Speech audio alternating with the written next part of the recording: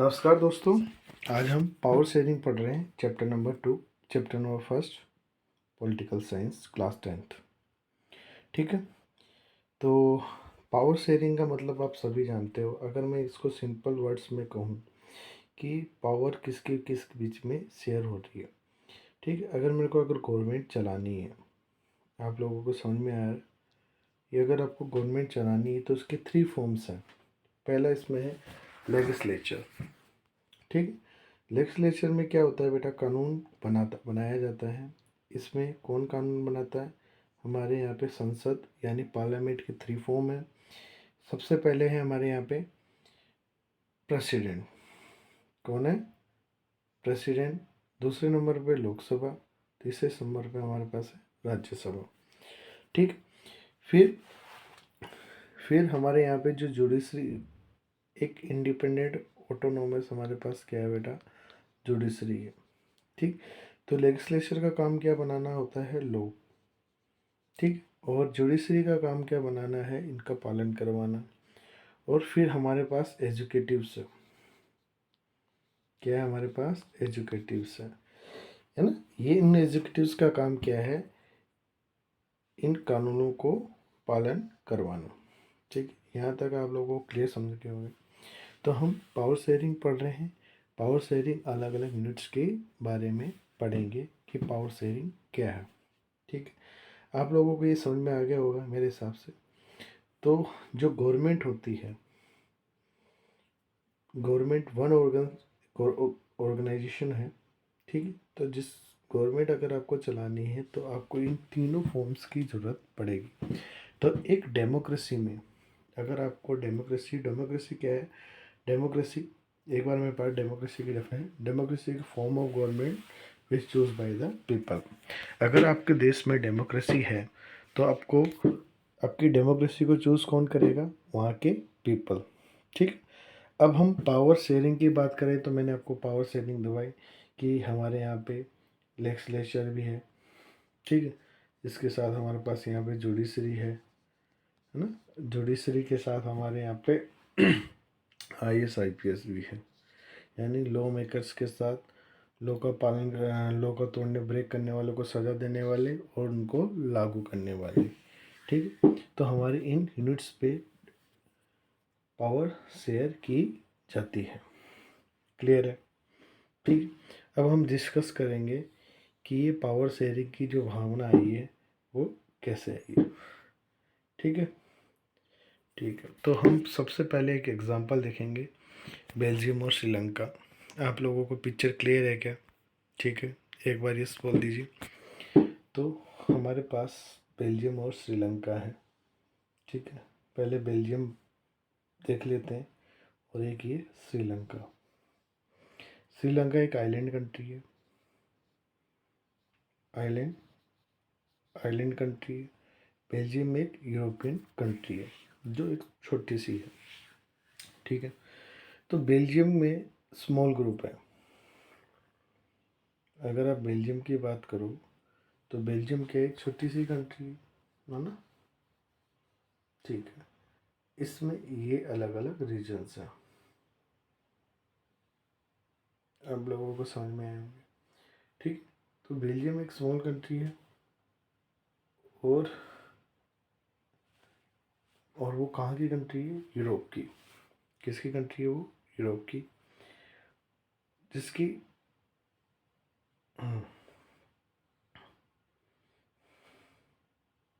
ठीक है, एक यूरोपियन कंट्री है। इसका जो एरिया है वो बहुत छोटा है, कि जो हमारे कौन से स्टेट के से भी छोटा है? हरियाणा। ठीक है, इसमें 3 प्रकार के बॉर्डर लगते हैं। कौन कौन से बॉर्डर लगते हैं? फ्रांस,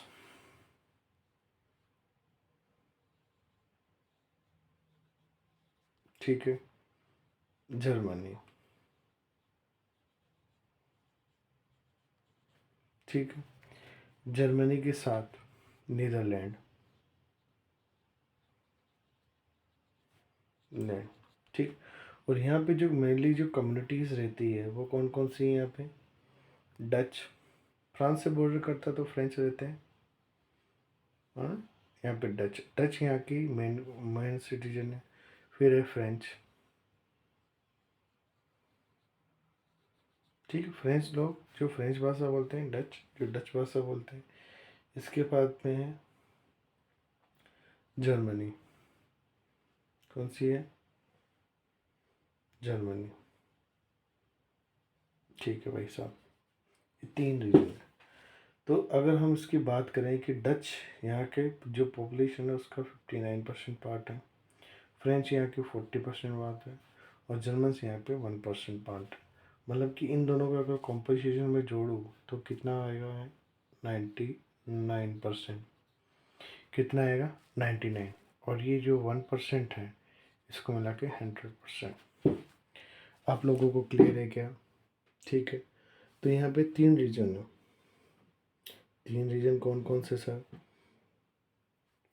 एक फ्लेमिशबर्ग है, ठीक, अभी जैसे मैंने आपको बताया था थोड़ी देर पहले ही। तो किस किस से? एक तो इनके पास नीदरलैंड से है, जर्मनी है और फ्रेंच है, इससे ही बॉर्डर शेयर करते हैं। तो जो फ्रांस है उससे फ्रांस के लोग बस है, नीदरलैंड है और जर्मनी, यह भी तीनों कम्युनिटी के लोग पाए जाते हैं, ठीक है। जो इसकी जो पॉपुलेशन है, बेल्जियम की अब अगर पॉपुलेशन की बात करो तो हरियाणा की जो पॉपुलेशन है उससे भी हाफ है। आप लोगों को ये समझ में आया होगा, इसकी पॉपुलेशन इनसे भी क्या है, हाफ है, ठीक है। तो इनकी जो पॉपुलेशन है ऑफ द कंट्री, जो टोटल पॉपुलेशन है उसके, अभी मैंने आपको थोड़ी देर पहले ही बताया था, ये कितने परसेंट है, 59% है। कितने परसेंट है, 59% है। और ये कौन से रीजन में रहते हैं, फ्लेमिश रीजन में रहते हैं, ठीक है। जो कौन सी भाषा बोलते हैं, डच, ठीक है। तो एक बार इसका मैं कंपोजिशन आपको क्लियर करा दूँ।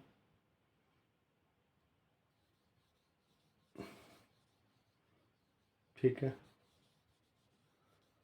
देखिए कौन सा रीजन, फ्लेमिश रीजन, कौन सी भाषा, फ्रेंच भाषा, सॉरी,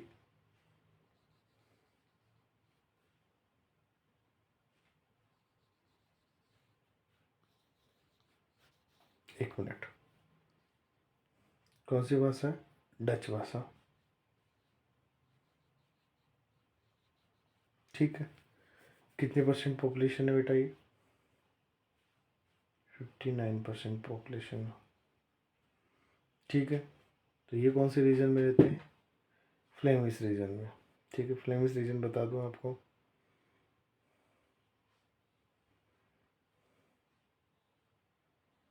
ये मैप देखिए आप,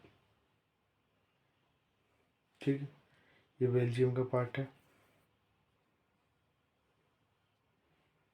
ठीक है, दिख रहा होगा आपको 3 कलर में। आपको ये येलोइश पार्ट है, ठीक है। यहाँ पे कौन सा रीजन है, यहाँ पे डच रहते हैं, इस वाले पार्ट में डच। ये वाला रीजन है, इसको हम कौन सा है, फ्लेमिश,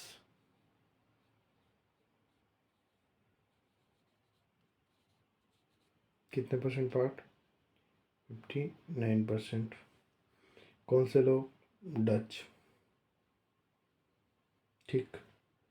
ये आपको दूसरा रीजन दिख रहा है, ठीक है, दिख रहा है आप लोगों को। यहाँ पे कौन सी भाषा लोग रहते हैं, फ्रेंच, और लोग कितने मान लें, 40%।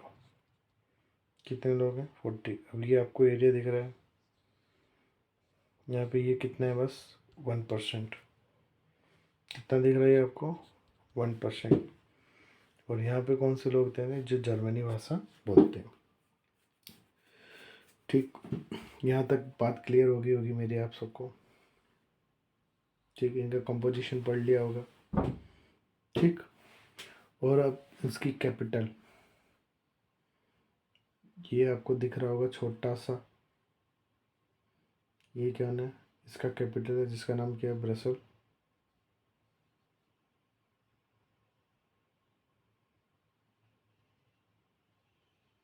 इसकी क्या है, कैपिटल है, इसकी क्या है, कैपिटल है।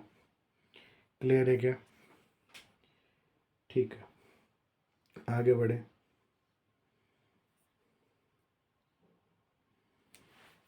अब हम किसकी बात करें? वालोनिया रीजन की।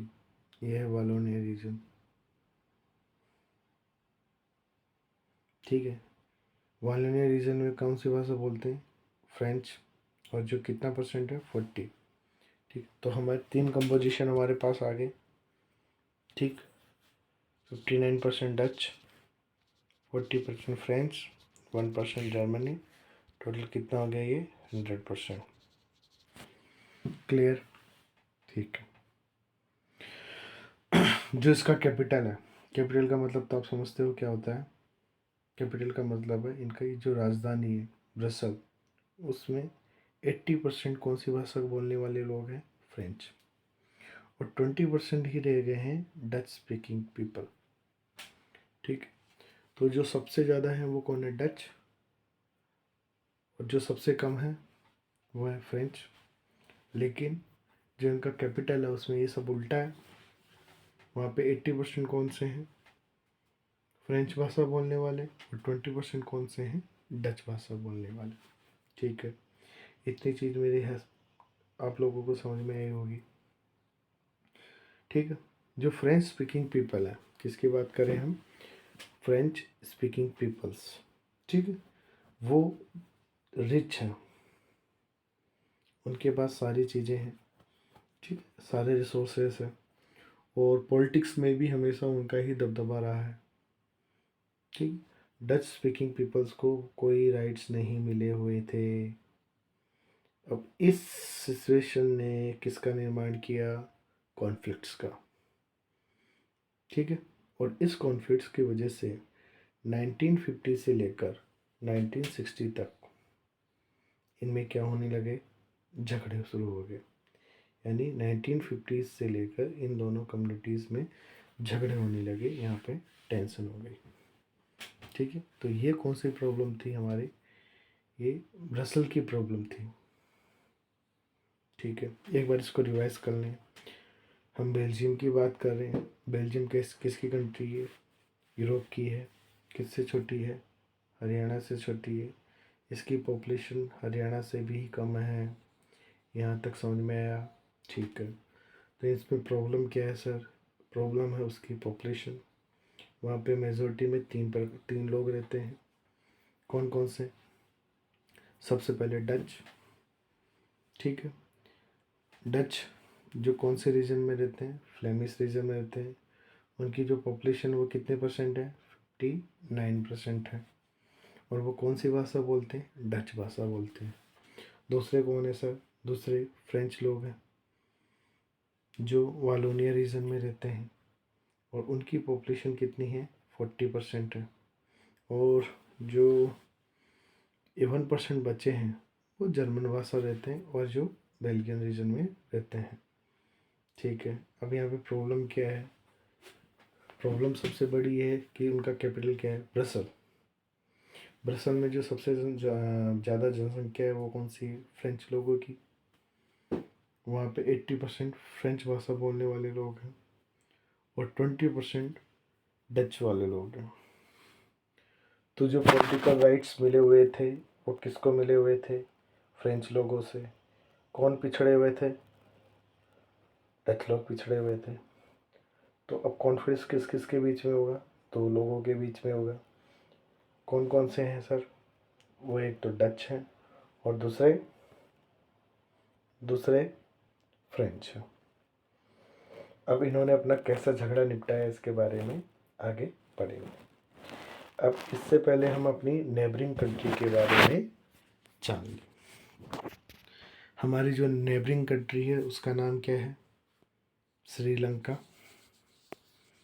उसका नाम क्या है? श्रीलंका।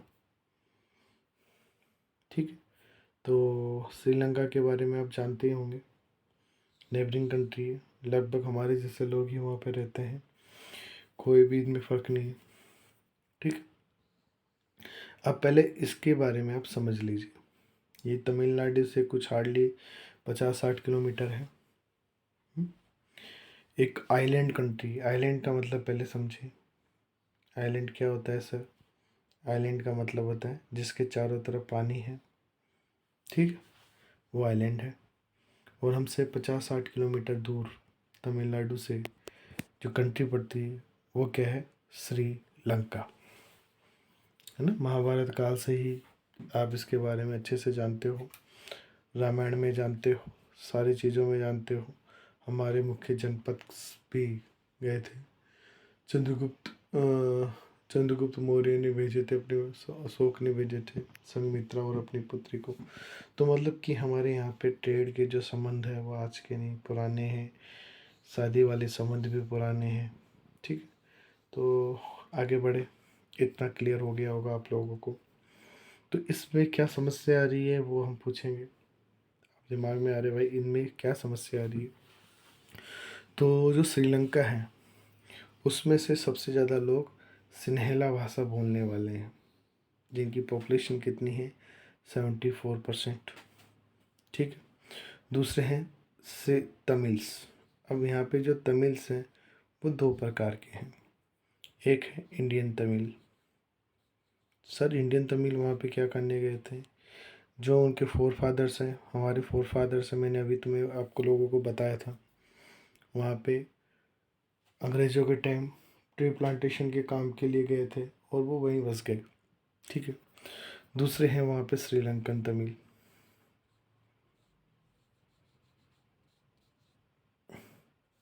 जो श्रीलंका से हैं, ठीक। इनको कौन से तमिल बोलते हैं? श्रीलंकन तमिल्स।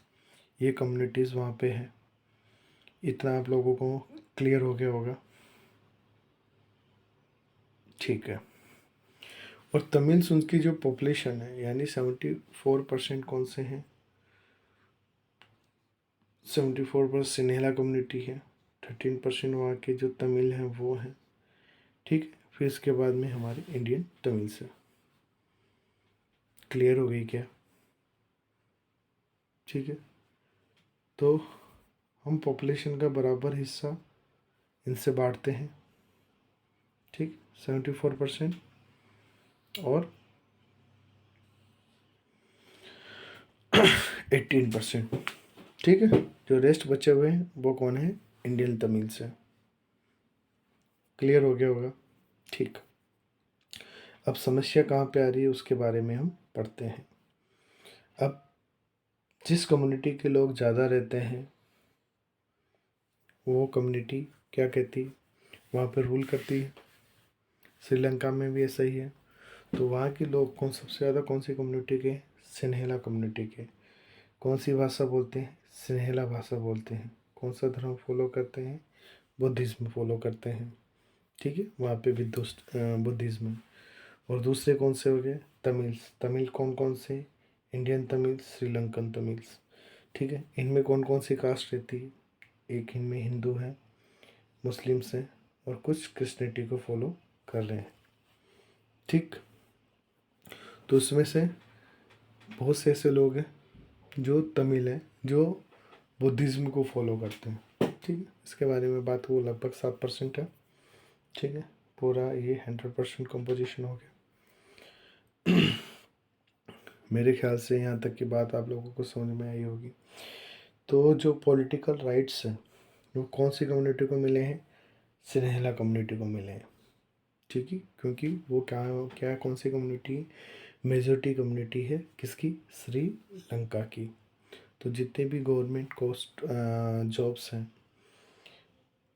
है ना, मंत्री वगैरह हैं, वो कौन सी कम्युनिटी के ज़्यादा हैं? सिन्हेला। तो उन्होंने अपने लिए किया। और ये ही समस्या की जड़ है। किसको इग्नोर किया गया? इनको, तमिल्स को। फायदे में कौन है? सिन्हेला। किसको जन्म दिया? कॉन्फ्लिक्ट्स को, ठीक है। और यहाँ पे क्या होने लगे? झगड़े। मेरी बात यहाँ तक समझ में आई होगी। एक बार हम इसको फिर समझ लेते हैं। अब हम किसकी बात कर रहे हैं दोस्तों? श्रीलंका की। श्रीलंका क्या है? हमारी नेबरिंग कंट्री है, ठीक। इसमें कौन कौन से रोग रहते हैं? इसमें 3 कम प्रकार के। मेजरली कितने रहते हैं इसमें? 2 प्रकार के। श्रीलंका में कितने लोग रहते हैं? 2 प्रकार के। सर कौन कौन से? एक है जो सिन्हेला भाषा बोलते हैं, वो कितने परसेंट है सर? वो 74% है। ठीक है। दूसरे यहाँ पे कौन है? तमिल है। दूसरे लोग यहाँ पे कौन है? तमिल। ये तमिल कितने परसेंट है? ये यहाँ के 18% है। ठीक है, यहाँ तक आप लोगों को समझ में आया होगा। ठीक है, अब इन तमिलों को भी क्लासिफाइड करते हैं 2 पार्ट्स में। कितने पार्ट्स में? 2 पार्ट्स में। एक है श्रीलंकन तमिल और दूसरा है इंडियन तमिल। इंडियन कहाँ से आ गए? ये कॉलोनियल रूल में वहाँ पे क्या करने गए थे? काम करने गए थे। कौन सा? प्लांटेशन का। ठीक है, यहाँ तक का कंपोजिशन आप लोगों को क्लियर हो गया होगा। समस्या क्या है सर? समस्या बताओ। तो समस्या यही है, जो मेजोरिटी कम्युनिटी है, मेजोरिटी में कौन है? सिन्हेला। ठीक, जो कौन से धर्म को वो फॉलो करते हैं? बुद्धिस्ट।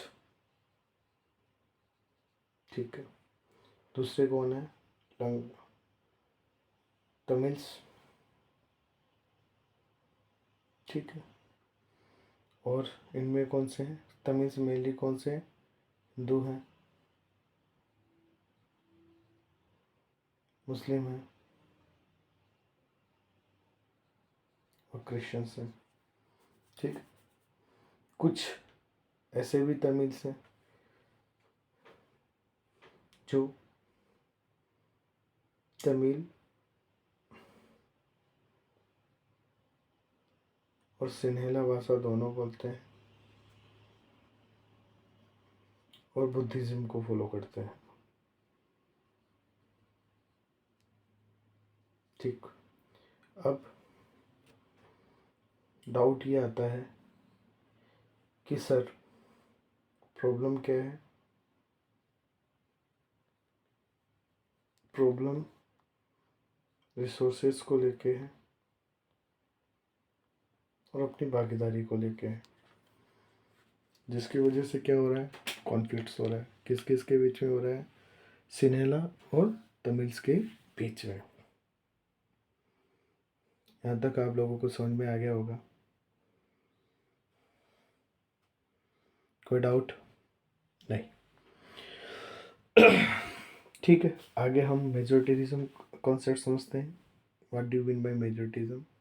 अभी मैंने आपको थोड़ी देर पहले समझाया था। मेजोरिटिज्म का मतलब क्या है कि वो कम्युनिटी जो मेजोरिटी में एक जगह रहता है। तो श्रीलंका की बात करें तो कौन सी कम्युनिटी हो? सिन्हेला कम्युनिटी। ठीक है, जहाँ पे एक कम्युनिटी सबसे ज़्यादा रूप में पाई जाती हो। ठीक है, अब समस्या क्या हुई उसके बारे में पढ़ लें। 1956 में एक एक्ट पास हुआ। ठीक है, जहाँ पर सिन्हेला लैंग्वेज को ऑफिशियल लैंग्वेज डिक्लेयर कर दिया। अब यहाँ से मेन कॉन्फ्लिक्ट शुरू हुआ। कौन सी देन है? 1956 की, जिसको सिन्हेला भाषा को राष्ट्रीय भाषा घोषित कर दिया और तमिल्स को नीचे दिखा दिया। और दूसरी समस्या क्या थी? ये सिर्फ सिन्हेला कम्युनिटी को ही फॉलो करते थे। यूनिवर्सिटीज़ के अंदर, एजुकेशन इंस्टीट्यूट्स के अंदर, गवर्नमेंट जॉब्स के अंदर, और जो नेता वगैरह थे न्यू कॉन्स्टिट्यूशंस के अंदर, किसको प्रेफरेंस था? सिन्हेला कम्युनिटी के लोगों। तो मेन धर्म कौन फैल गया? बुद्धिज्म। कौन फैल गया? बुद्धिज्म। ठीक है, फिर यहाँ से लड़ाई की शुरुआत हुई। ठीक है, धीरे धीरे जो श्रीलंकन तमिल्स थे उन्हीं में एलियनेशन की भावना जग गई। ठीक है। और ये पॉलिटिकल पार्टीज लीड कौन कर रहा था? बुद्धिस्ट कर रहे थे, जो कौन सी कम्युनिटी के थे? सिलेला कम्युनिटी के थे। यहाँ तक क्लियर हो गया होगा आप लोगों को? ठीक है, आगे बढ़े।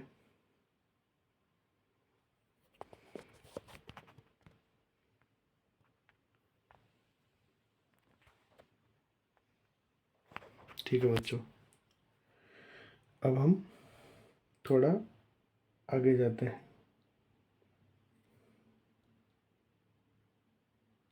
ये आपको मैंने समझा ही दिया। ठीक, अब यही जड़ थी श्रीलंकन तमिल्स और सिनेला कम्युनिटी के बीच में झगड़े की। ठीक, अब इन दोनों के बीच में क्या होने लगा? झगड़ा होने लगा। किसके लिए होने लगा? पावर शेयरिंग के लिए। दोनों क्या चाहते थे? आपस में पावर को बांटना चाहते थे। और क्या चाहते थे? रिजर्वेशन चाहते थे। किस में रिजर्वेशन चाहते थे? एजुकेशन में, जॉब्स में, है ना, और पॉलिटिकल स्टेटस में। यहाँ तक बात समझ में आई? ठीक है। 1918 में इनने कौन सी अपनी पार्टी बनाई? ठीक है, अपने उस स्टेट को तमिल इलम स्टेट डिक्लेयर कर दिया, जो श्रीलंका के कौन से पार्ट में है? ईस्टर्न पार्ट में। ठीक है। अब इसमें ज़्यादा फ़ायदा क्या हुआ कि ये प्रोस्परस स्टेट्स थे, यहाँ पे व्यापार वगैरह होते थे। ठीक, और इसने लीड कर दिया कि भाई उनको भी जब चाहिए था, तो इन दोनों ने आपस में कॉन्फ्लिक्ट होना शुरू हो गए, झगड़े शुरू हो गए और कत्लेआम शुरू हो गया। ठीक है, तो नेबरिंग कंट्रीज़ के बारे में आपको अच्छे से पता होगा क्या क्या हुआ था। अब बेल्जियम ने अपने ऊपर क्या क्या सुधार किए उसके बारे में पढ़ेंगे।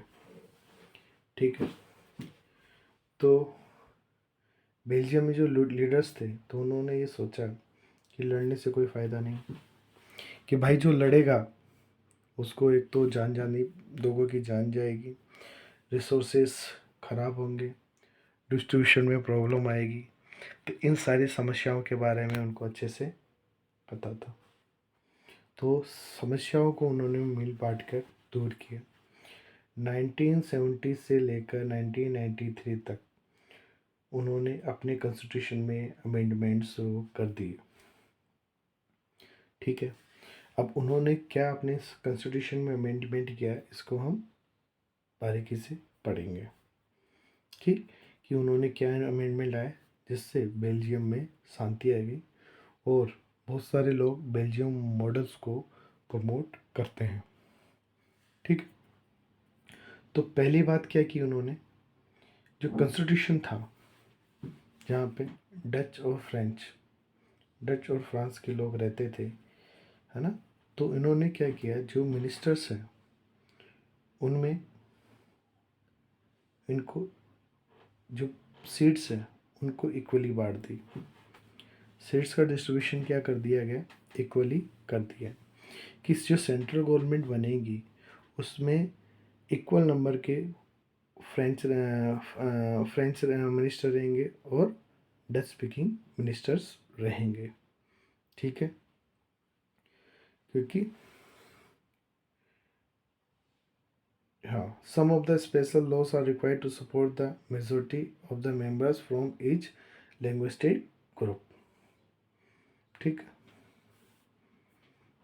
There is a no single community can make decision, मतलब कि जो मेजोरिटी है वो तो डिसीजन लेंगी ही लेंगी, लेकिन जो कम्युनिटी बची है उनका नुकसान ना हो, उनको भी डिसीजन मेकिंग में लिया जाए। ठीक, तो ये तो होगी सेंटर की। पहले मैंने आपको सेंटर के बारे में बताया था कि ब्रसल में कौन बैठा था? फ्रेंच लोग, जो जनरली क्या थे? वाइट थे और पावरफुल थे। ठीक है, इसके बाद में हमने सेंट्रल गवर्नमेंट के बारे में बात पढ़ा। इसी तरह उन्होंने जो अपनी सेंट्रल गवर्नमेंट की पावर डिस्ट्रीब्यूट की थी, उससे के लोग के स्टेट पावर्स को भी क्या कर दिया इन्होंने? डिस्ट्रीब्यूशन कर दिया। ठीक है, स्टेट गवर्नमेंट का भी। इसमें टू रीज़न, स्टेट गवर्नमेंट में कोई सबऑर्डिनेट गवर्नमेंट नहीं, वहाँ पे भी सीट्स क्या बांट दी इन्होंने? इक्वल।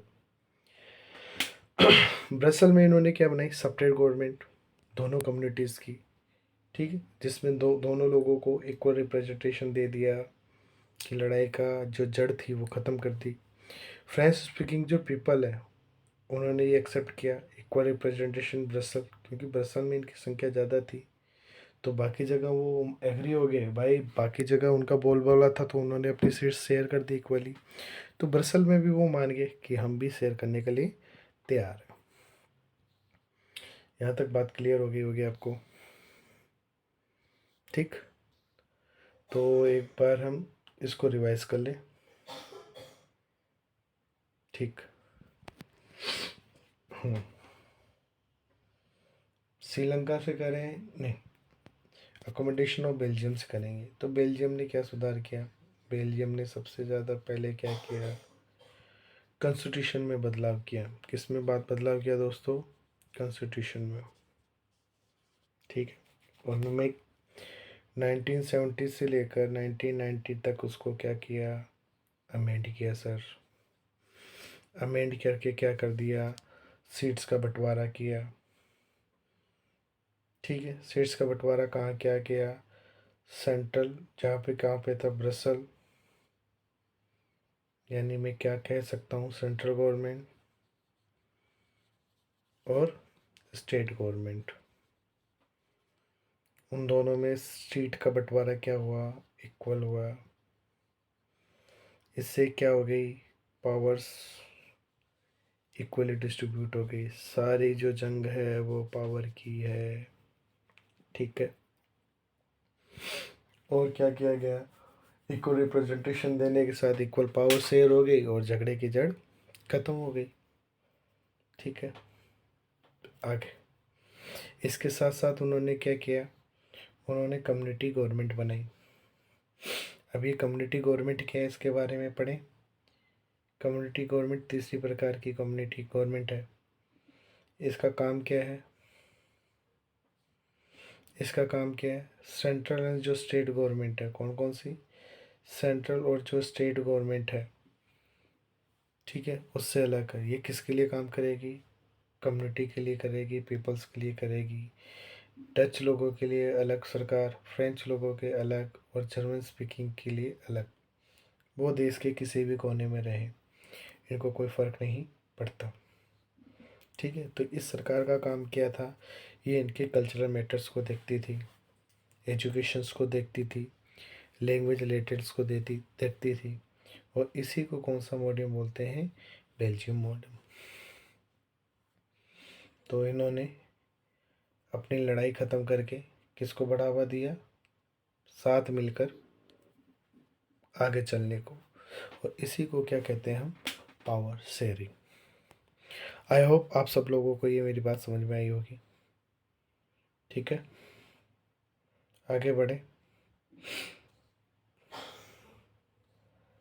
पावर शेयरिंग क्यों डिज़ायरेबल है, पावर शेयरिंग अपने पावर्स के बीच में बंटवारा करना, है ना, from all levels of the all organs of the government, जिससे शांति से क्या चलाई जा सके, सरकार चलाई सके, और वहाँ पे स्टेबिलिटी लाई जा सके, क्या लाई जा सके, स्टेबिलिटी। क्लियर है क्या, ठीक है। तो चैप्टर खत्म। अब फॉर्म्स ऑफ पावर शेयरिंग पढ़ेंगे। क्या पढ़ेंगे दोस्तों, forms of power sharing. Power इस, पावर किस किस के बीच में बांटनी चाहिए, इसके बारे में पढ़ेंगे। तो अभी तक मेरे आई होप तो आप लोगों को सब कुछ क्लियर हो गया होगा, है ना। एक बार रिवीजन में हम उसको और कवर कर लेंगे, समस्या तो नहीं होनी चाहिए फिर भी। तो पहला इसकी फॉर्म पढ़ेंगे, जो पावर शेयर हो रही है वो डिफरेंट ग्रुप्स में हो रही है, डिफरेंट ऑर्गन्स में, जैसे मैंने आपको बोला था कौन कौन से में, लेजिस्लेचर में, एग्जीक्यूटिव्स में, और जुडिशरी में, ठीक है। इन तीनों में पावर शेयर हो गई। इससे क्या फ़ायदा हुआ कि कोई भी ऑटोनोमस नहीं रहेगा, तीनों ऑटोनोमस है। अगर कोई भी गलती करेगा तो एक दूसरे को ही क्या कर सकते हैं, काबू में ला सकते हैं, ठीक है। तो हर लेवल पे, चाहे आप सेंट्रल लेवल की बात करो, चाहे आप स्टेट लेवल की बात करो, तो उसमें क्या हो जाएगा, कंट्रोल आ जाएगा, पावर का वेस्टफुल। हर ऑर्गन दूसरे ऑर्गन को क्या कर सकता है, चेक कर सकता है। ठीक है, रिजल्ट इससे क्या होगा, पावर्स का बैलेंस होगा और लोग वेस्टेज ऑफ पावर नहीं करेंगे। ठीक है, यहाँ तक मेरी बात समझ में आई होगी आप लोगों को। दूसरा, पावर किसके बीच में, अलग अलग डिफरेंट लेवल्स के बीच में। कौन कौन से, प्रोविजनल लेवल पे, रीजनल लेवल पे। ठीक है, तो जो सेंट्रल पे गवर्नमेंट रूल करेगी उसको हम क्या बोलेंगे, सेंट्रल गवर्नमेंट। जो रीजन पे रूल करेगी उसको कौन सा बोलेंगे, स्टेट गवर्नमेंट। और जो लोकल लेवल पे रूल करेगी उसको कौन सी गवर्नमेंट बोलेंगे, लोकल लेवल गवर्नमेंट। है ना, तो पावर्स को अलग अलग भागों में बांट दिया गया। ठीक है, अभी अलग अलग तरीके से काम करेगी। यहाँ तक क्लियर है क्या? ठीक है, अब तीसरा पॉइंट क्या है, जो हमारी कंट्री है इंडिया, जिसमें 3 लेवल ऑफ गवर्नमेंट पाया जाए, जिससे रूल आसानी से कर सकें। ठीक है, यहाँ तक क्लियर है, इसलिए हमारे यहाँ पे पंचायती राज सिस्टम है। फिर आगे, पावर में भी ऑल्सो भी share among different social group, अलग अलग सोशल ग्रुप्स में भी पावर्स का बंटवारा होता है। इसमें सबसे पहले कौन है, कम्युनिटी गवर्नमेंट। ठीक है, कम्युनिटी गवर्नमेंट अपनी अपनी कम्युनिटी के बारे में फैसला लेने के लिए फ्री है।